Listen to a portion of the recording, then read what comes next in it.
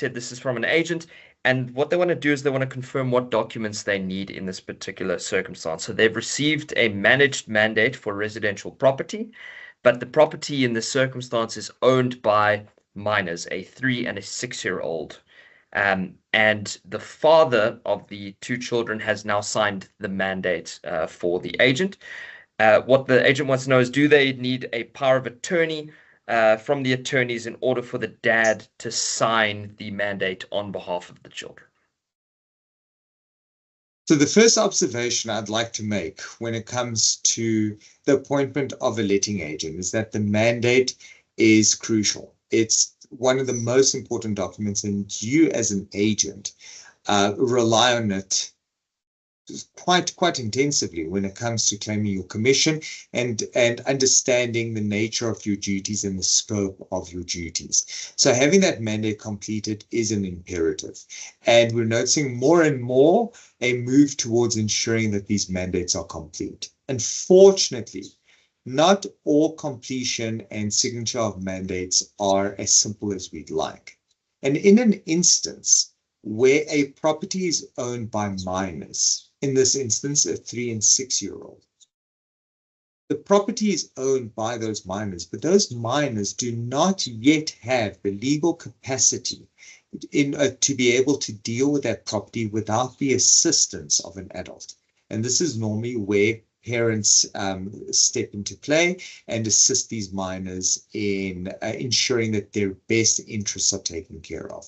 Now, just a note, there's a very big difference between letting out a property and selling a property.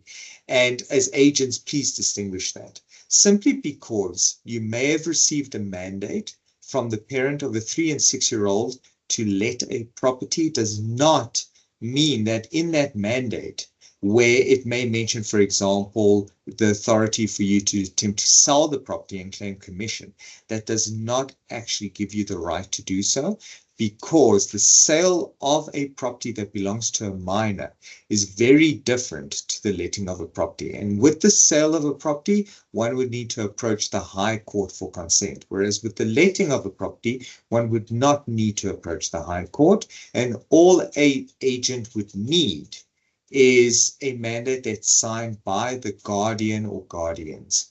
Now, I say guardians because if it's only signed by the father, and the mother is a guardian, and she is around and she is available to sign the mandate, she should sign the mandate. Both guardians need to make this decision. Why? Because it is still encumbering the property, in the sense that now you're placing tenants on the property that have the right to occupation. So the children are actually disposing of a right temporarily, but they're disposing of their right to occupy the property.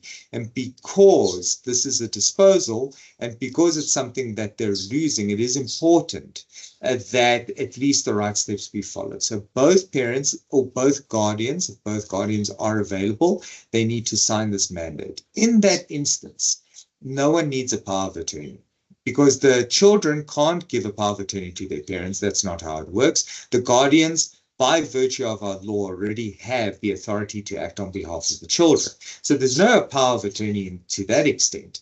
The power of attorney where usually if a third party wants to rent out a property and they appoint someone locally to give authority to an agent, that's different because they don't have that father-child relationship.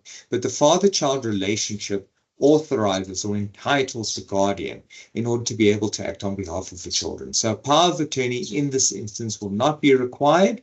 The father and or mother will be able to sign this mandate, give the agent authority to procure a tenant and to manage the property without any issue at all. Perfect. Thanks, Bruno.